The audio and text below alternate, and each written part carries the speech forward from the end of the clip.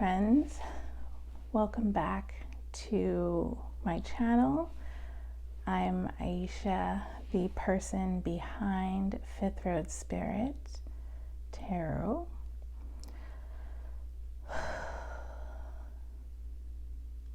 Sorry, just taking a minute to just breathe and sit and just be in this stillness.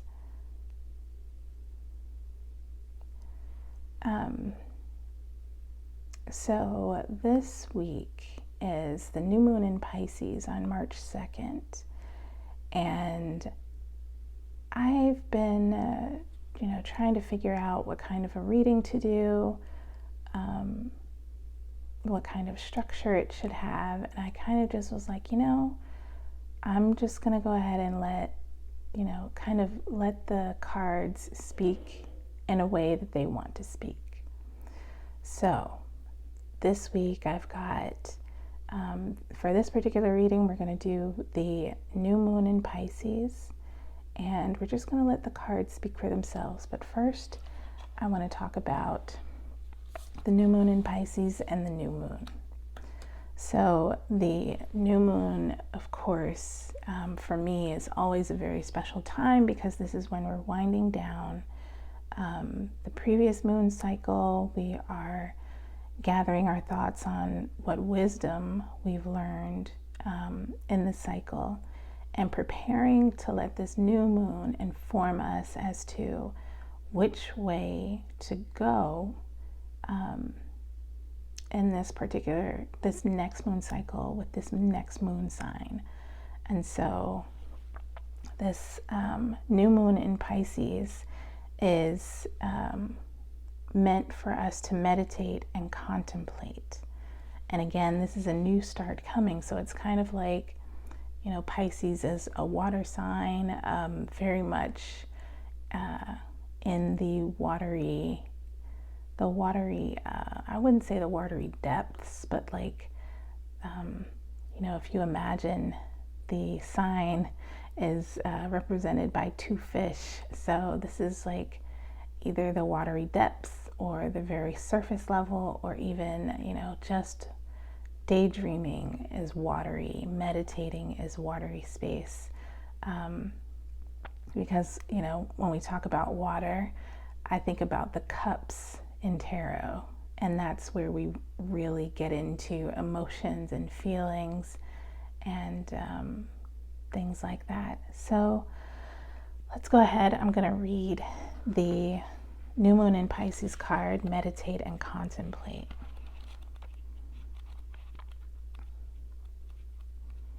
And Pisces is the last sign in the astrological calendar. So, we're getting ready we're also in Pisces season. So the next sign is going to be the sign of Aries, and that's the beginning of a new astrological year. So how are you ending your astrological year? Just really in contemplation, and I think could even be summing up what has gone on for you for, since last Pisces season. So I'm going to go ahead and read from the Moonology deck. New moon in Pisces. This card speaks of dreams and romance, of soulmates and poetry. It suggests there's a new start coming your way that's connected to a matter that leaves you feeling somewhere between having your head in the clouds and being in a totally altered state. There could be confusion and disappointment if that's what you've had before and that's what you're expecting. However, if you're onto a good thing, then wish hard, because the words of your soul and your heart could help bring about the manifestation of your dreams.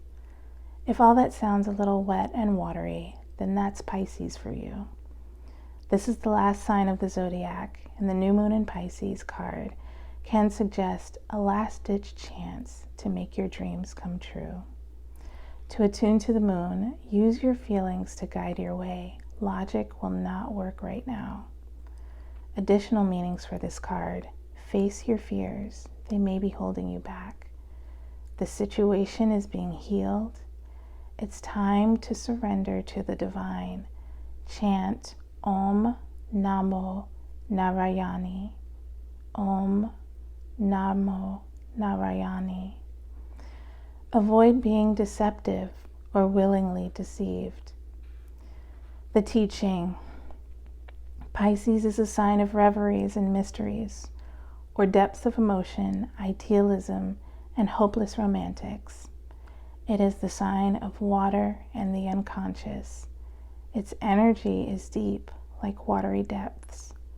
The new moon in Pisces indicates a time to listen to your feelings and to allow your emotions free reign. Whatever you're feeling as you pull this card is more likely than the truth, unless you've been kidding yourself somehow, and only you know if that's the case or not. I'm also going to read the new moon card so we remember what the new moon means for us.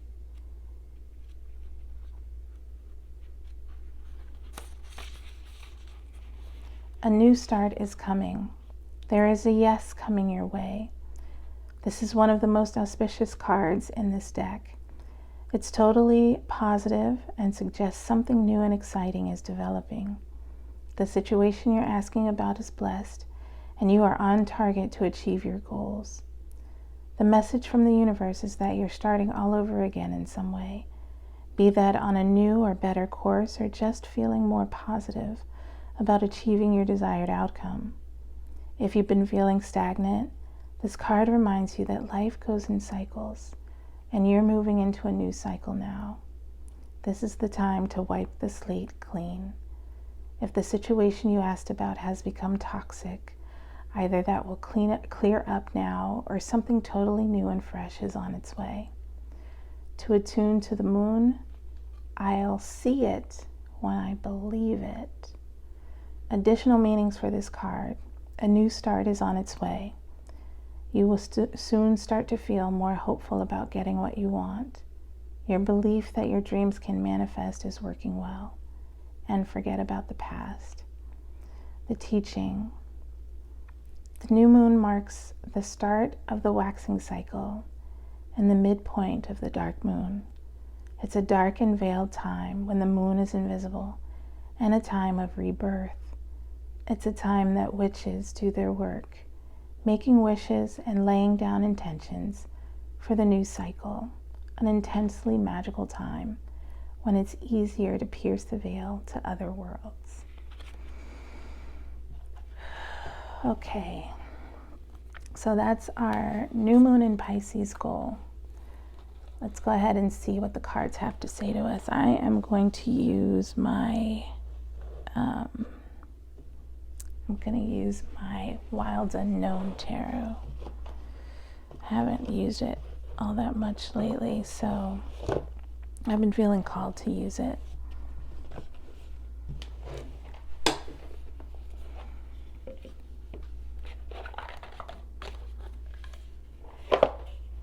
I'm just going to let the cards speak for themselves.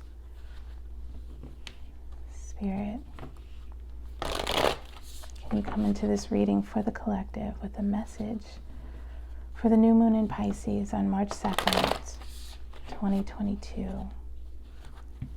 Call on the collective spirit of the divine to come into this reading with a message for the collective for the new moon in Pisces. Thank you so much. Spirit, thank you. Thank you, Spirit. Thank you, Spirit. Wow. Thank you, Spirit. Wow. Okay.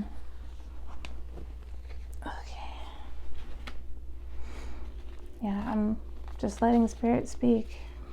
Whatever they want to draw out here is the message for the new moon in Pisces. Thank you, Spirit.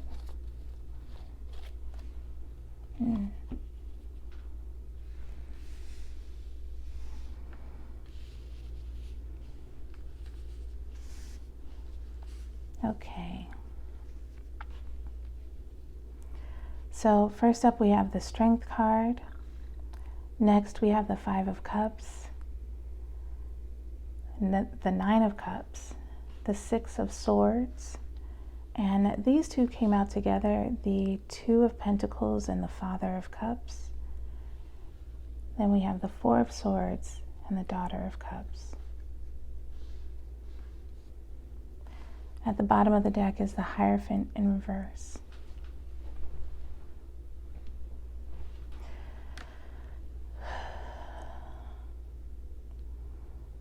I think the Strength card here is showing up just to kind of give us an idea of what the overall approach was. I think some of us have been so deeply into trying to tame our emotions or be strong on the outside, right, for people around us. Because strength is about courage. Strength is about being able to approach something with a, it's courage. It's the ability to move through an energy as peacefully. Strength is an inner courage, I believe. And I think it's going to take courage to, I'm looking at this Five of Cups. Someone tried to be strong for something and ended up grieving. And I think sometimes that's the way we approach meditation. It's hard to kind of let go, right? It's hard to let go and believe that we have that sort of that strength in our unconscious lives. It's hard to let go into meditation because sometimes we're scared, right? Strength. Sometimes we're scared to face ourselves. Sometimes we're scared to face our unconscious because we're still dealing with grief or loss, and that's what we end up contemplating on when we get into these states. But I think Spirit is saying here with the Nine of Cups is that the more we continue to practice this state, the more we move beyond the Five of Cups. The Five of Cups is about grief and loss. And it's, we're coming to the end of an astrological year that has been one of having to outwardly be, this lion, outwardly have everything together and be everything to everyone, right? Outwardly have this strength when we might be missing out on, I think Pisces. I think this Pisces new moon is giving us an opportunity to build strength in our unconscious state on that level.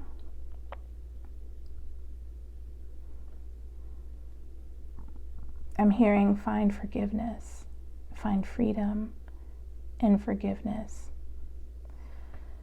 Because this Nine of Cups is about abundance. This is about being able to welcome others into our space. We're not alone when we go through this. We're not alone when we go through, this Five of Cups to this Nine of Cups. Nine of Cups is definitely, the number 9 itself is about near completion. But here it's also about abundance because we've gone from the Five of Cups, maybe some sort of stressful situation, some sort of release. Again, let's think of the astrological year starting in Aries in 2021, and now we've come to the end of that astrological year. We've had so much happening, so much going on, especially for the last 3 years. So as a collective, we need to find our strength in the unconscious. Let go, I think, is this Five of Cups. Let go. Let our walls down and find our true strength.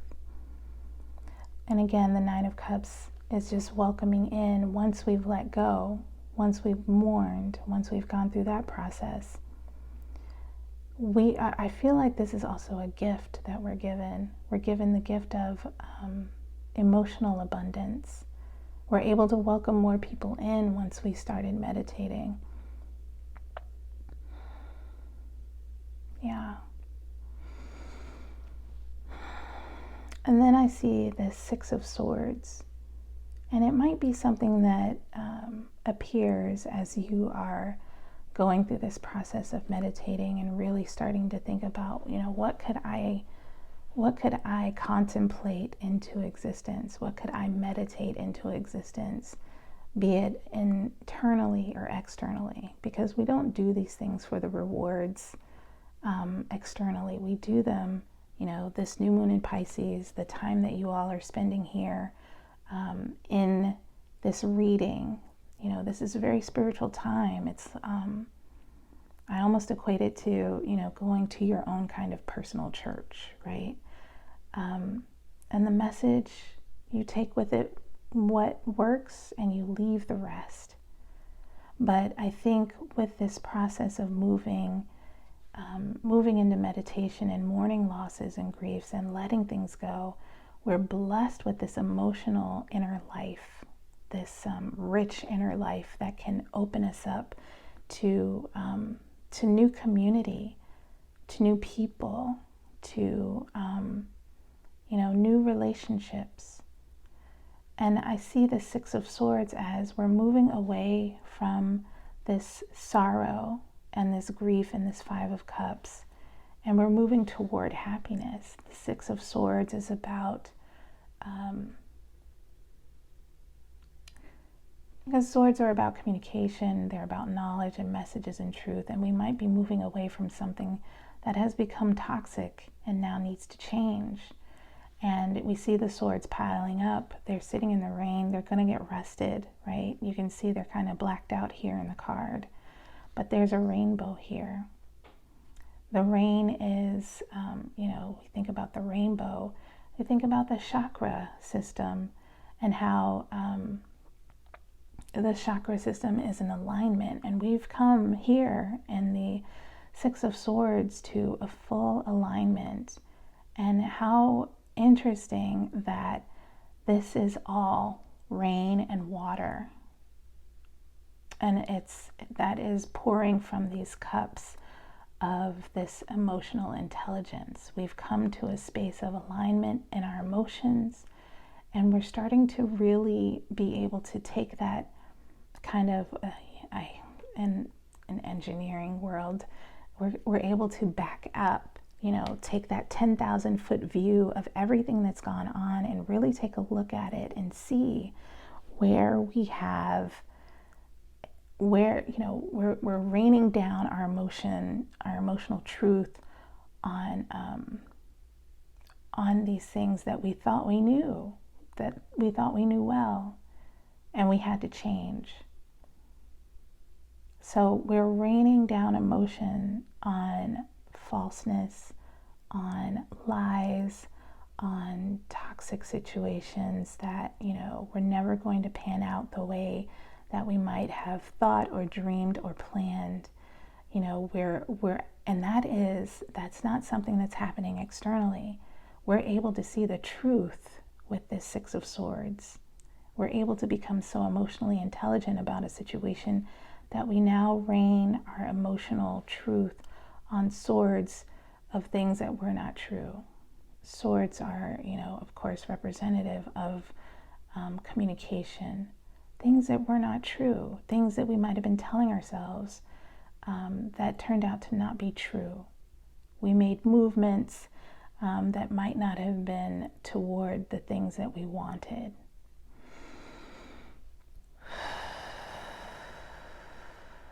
So let's go into maybe where we're going from here. Where are we going from this Six of Swords? So the Two of Pentacles and the Father of Cups arrives. And the Father of Cups is the King of Cups. I rarely see these court cards that pop into tarot as actual people. I more see them as, sorry, there's a car that is unnecessarily loud in the distance. But I rarely see the Father of Cups or the Court cards as people, but they could be people to you. They could be representative of your personality, you, or someone in your life. The Father of Cups is typically an older gentleman who is emotionally reserved, has his emotions in check, and is able to act, right, but without exposing or reliving a situation. And the Two of Pentacles implies that there is some balance, some balancing out happening. Yeah. Some sort of an understanding of how we create this eternal back and forth, constantly trying to juggle and figure out how to move with our resources, with our time, the things that give us that are part of our resources, you know, the things that support our emotional lives. So here I see that there is either an older person, male or female, very wise, very emotionally in their power. And I think that could be you, that could be someone in your life as we move through this process of becoming more emotionally intelligent. I think there is the ability here for a kind of a pinnacle moment where we find the balance of this life, and the balance between this life and our meditative lives, our dream lives. There is a balance coming. Because we are always trying to think, you know, what lessons can I bring? And I think that's what the Father of Cups is doing, is contemplating what lessons can I bring from this emotional experience into my waking life? What can I do to balance this out? And really, you know, we see a butterfly here. What can I show to show that I've transformed, to show that I've changed? What can I do from this new inner space of knowing, from this 10,000 foot view of seeing, you know, what I've communicated and what I've maybe what I've identified as false truths, things that I was saying to myself, things that other people were saying to me. What can I now bring balance to, and true transformation, inner transformation and outer transformation? And I think that's what the wise Father of Cups, either in us or in someone else, is doing. And believe it or not, it puts us into externally into this mode of, you know, the Four of Swords to me, it stands for, you know, going deeper into meditation. The lamb here is spared by the sword. You can see the shining bright light. The lamb is being chosen, but it's also been spared because otherwise the swords would have already gotten it, right? So the Four of Swords to me is about meditation. You know, we're looking at the lamb and this bright shining star in the head. It's about rest. It's about taking a step back. It's about not worrying about what things appear. We're not worried about the outside world. We're not worried about what's happening. So this is a dreamlike state, actually. We're finding out really what we want to contemplate and dream about. It's a rest state. It's not really taking action on a level of the physical. It's really going into a dream state and making a commitment to ourselves, making a commitment to not give in to worry and fear. These are messages that we get in meditation. And the last card out is the Daughter of Cups, the Page of Cups. This is about what new love we can offer to ourselves. This is, I believe, the external manifestation of everything we've gone through. And it's amazing that it's appearing right under the Six of Swords, in the same way that we see kind of this lamb in the Four of Swords.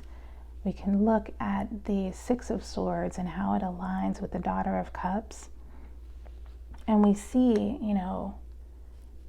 we're tackling so many deep truths, and we're dismantling and rusting them out with the waters of our emotions.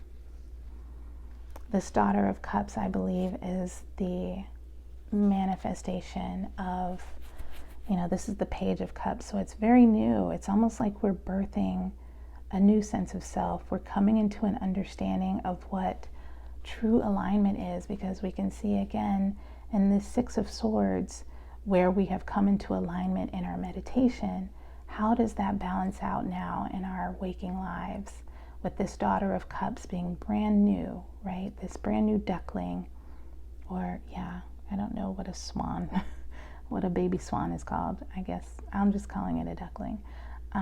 So we've got this brand new duckling who is, this alignment is being reflected back to it. And this is a new cup of love for self. It's newness, it's emotional newness and emotional awareness.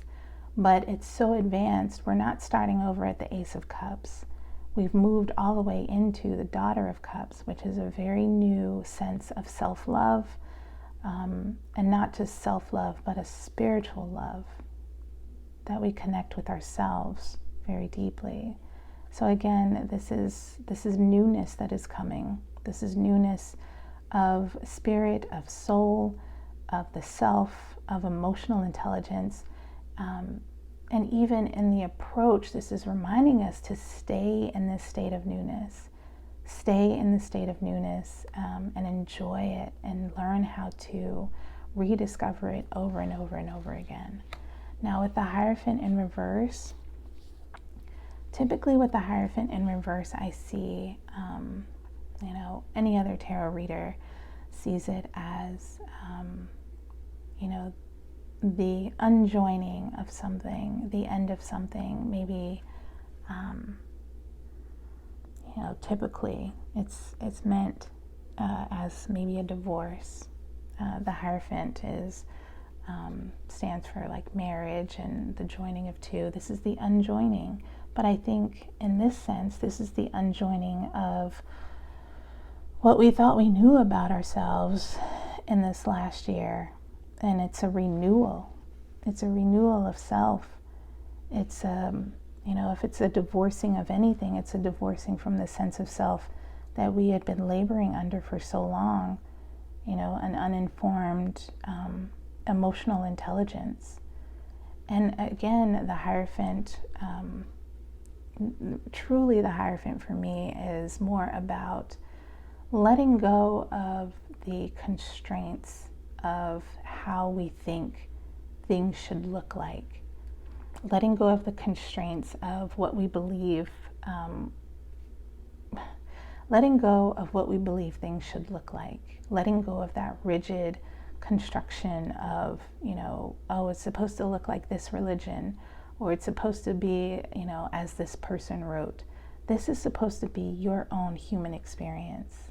So I feel like, again, if there's any divorcing from anything, it's divorcing from the idea that we're supposed to look and feel a certain way because a certain person talked about it in that way, or, we went to church, or, you know what I mean? This is you and your spiritual connection to your higher self, to your divine, in order to manifest this new sense of self-love, this new sense of self, period.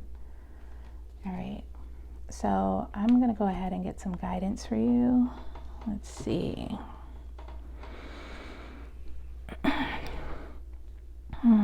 Sense of self-love. What Which cards do I want to use for this? So I see Return of Spirit here. I'm going to try that. But also, I really do like my Mystical Shaman Oracle deck. Where's my Earthcraft deck? Yeah. Ooh, no, I know what I'm going to do. I haven't done a Rumi deck in a while, and it's pretty lengthy in the guidance, but it's worth it. Where are we at? 30 minutes? So this will probably take another maybe 10 to 12 minutes. So if you want to come back to this moment, you're more than welcome. But I'm going to go ahead and get you some guidance from the Rumi Oracle deck. I think it's perfect for this new moon in Pisces and our journey. Spirit, can you please give us some guidance for this new moon in Pisces reading? For this uncovering of self-love, uncovering of the newness of love, and what love is bringing to us. What can we dream of here? What can we dream of here? What can we dream into being? All right, Spirit, please come into this reading with some guidance for the reading for this new moon in Pisces. Spirit, can you give us some guidance, please? Oops, it's hard to shuffle. They're so big. Okay, I'm going to go one more time. All right, Spirits, can you give us some guidance for this new moon in Pisces? Thank you. I think we got Layla the last reading, number 34. I can't remember. All right, let's go ahead and read Layla, number 34. Hopefully you all can see that without too much of a glare. Okay, number 34.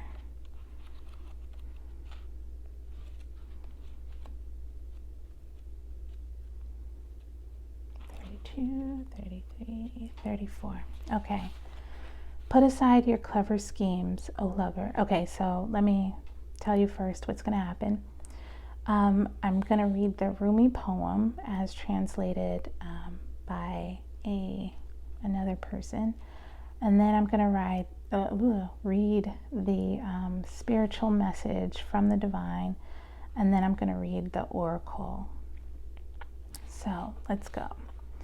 Put aside your clever schemes, O lover, be mindless, become mad, dive into the heart of the flame, become fearless, be like a moth, turn away from the self and tear down the house. Wow, look at that. Then come and dwell in the house of love. Be a lover, live with lovers, clean your chest from all hostility. Wash it 7 times. Then fill it with the wine of love. Be a chalice for love. Be a chalice. Be a chalice for love. I love it. Be a chalice. You must be all love to be worthy of the beloved. When going to the gathering of drunks, be a drunk. Become drunk. Your thought takes a course, dragging you in its wake. Move beyond thought. Let your heart lead. Be the leader. When the grace of love is revealed, be a mirror to reflect it. I see meditation. I'm sorry. As a side note, I felt meditation in that statement. When the grace of love is revealed, be a mirror to reflect it. When the beloved's hair is loosened, brush it like a comb. Be a comb. Rumi. How I long for my thoughts to no longer make any sense to me. Then I can be rid of them, like noisy house guests who have overstayed their welcome. Oh, the peace when they finally go. Their incessant chatter brings me no comfort. I crave the silence of you. Will you let me hear it? Will you run through the noisy house of my mind with your great muddy feet, so that I can focus on something other than my mind for a while? Maybe you can make such a mess that I shall give up my plans and attempts at order completely. Just give in for a change. It's time for that. to give up my ridiculous fantasies of perfection, useless, noisy, irritating, demanding, and yet deadening perfection. I'd rather just be alive. I want to plant my head in the earth, in the same mud that sticks to your feet, and breathe in her rich soil smell. I want to feel her heart beating in the quiet movements of the roots of the plants as they stretch and grab, and stop my ears with her fertile dirt, finally gaining peace from the constant infernal racket of thoughts no longer wanted. Oh, beloved, how you are envied. You are being given the gift of no self, no noise, no sense. The great beloved truly wants you to be closer than ever to the wild universal heart. In that field of love, every electronic device goes haywire, systems collapse, worlds collide, and great stars are born from the chaos. But the real you will sense none of this. You'll be staring at your beloved so intoxicated by love. Your tongue will loll out of your mouth and you'll drool like a bloodhound. And you won't care a hoot, neither will the great beloved. Such will the passion of your reunion be, that the only thing to matter will be the one great love exploding inside your being. So who cares if you have no idea what day it is? What was your job supposed to be again? Or how to make conversation, let alone intelligent conversation, at the dinner table. Ah, well, you shall not be yourself anymore. You shall not be so appropriate or sociable. Who understands crazy words that fall out of your mouth unchecked by logic or rationality? I do. I know the beloved too. I am under that same loving spell. I, like you, have no I anymore. I, like you, am so crazy with love that I care not for things making sense anymore. I, like you, long for my night of love with the great beloved that ends me forever and renders me only and ever the lover of the great beloved. I call that night forward from my love-crazed heart, as do you, that Laylat al-Qadar, the night of destiny. Let us run together and pound on the bedroom door of the great beloved. There is no shame. There is nothing else worth holding on to. Let us go now and throw ourselves upon the goodwill of the Creator. Our hair shall be messy and mingle with the curving galaxy, and the planets shall grow rings around them, becoming the many eyes of the great beloved, delightfully bearing witness to our loving, passionate surrender. This oracle brings you a message. You are moving through a period of not knowing, of time in the great void or womb of the Divine Mother. I love that statement. It is in this place the seed can crack open and take root. This cannot happen in the light, where all is seen and recognized. We're in a dark moon, new moon Pisces. This cannot happen in the light. It must happen under the cover of darkness, where only trust can assure one of success. This is the way of nature, the way of life, and it must be honored. This oracle brings you ancient wisdom. It guides you not to fear the darkness, but to enter it willingly. It is not for you to become lost, but to find your way. This oracle is saying that in the darkness, there is the path, da tariki, tarikat. Do not turn away from it. Let it be. With the lack of knowing, be with the lack of knowing. When people ask of you so many questions and demand sensible answers to support their notion of reality, do not bow to such unworthiness and fear.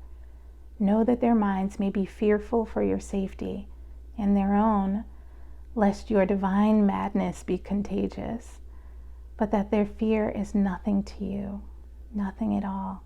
It is not even anything to them, but they just don't know that yet.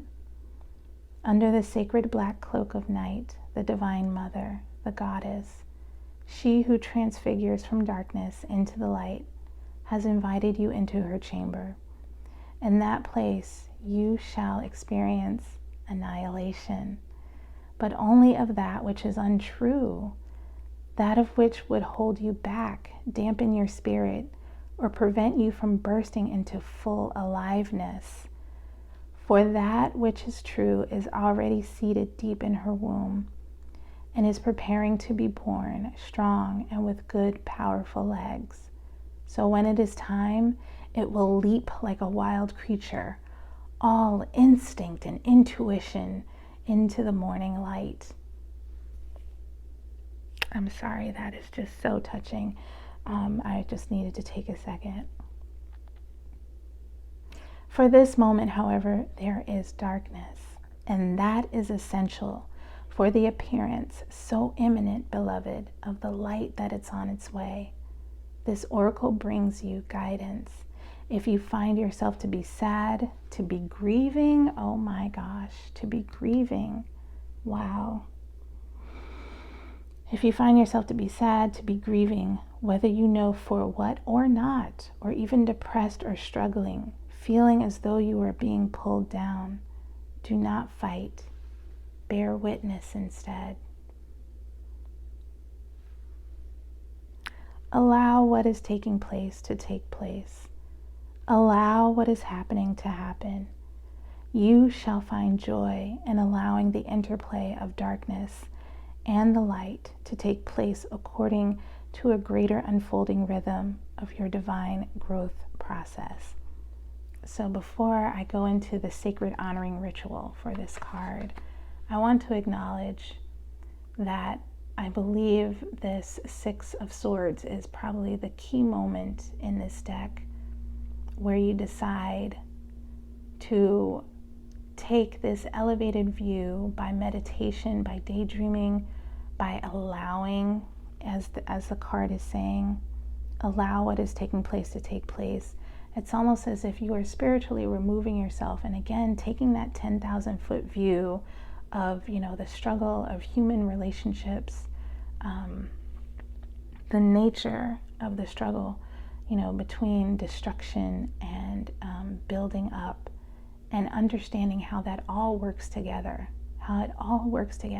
and none of it, like this fear, there's, between the two of those things, everybody wants to either stay and build, and then there are other people that want to destroy, right? That's the relationship.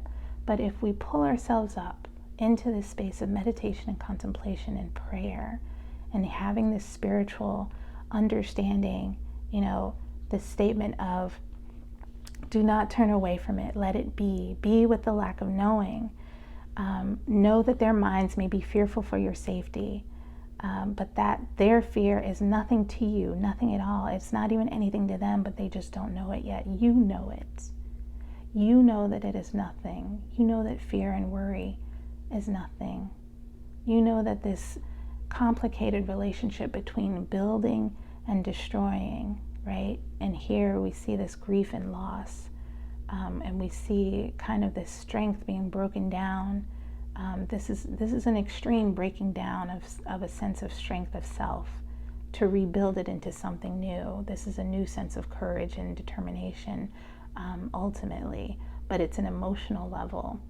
And so here we are, the Six of Swords, sorry, I think I said Six of Wands earlier, but the Six of Swords, we are elevated above and we're able to rain down an understanding on destruction, destructive truths, the building up of something on, on false beliefs, right? We're able to step back and really look at the things that have been complicated. Okay, so let's go into this sacred honoring ritual. Sit in a dark and quiet space if possible. Say aloud, I honor the darkness that serves the all-loving light. Through the grace of Rumi and the Divine Mother, I am blessed with growth of my soul into life, even within the darkest of dark places. Yeah, this dark moon. Divine Beloved dwells with unfailing generosity and compassion.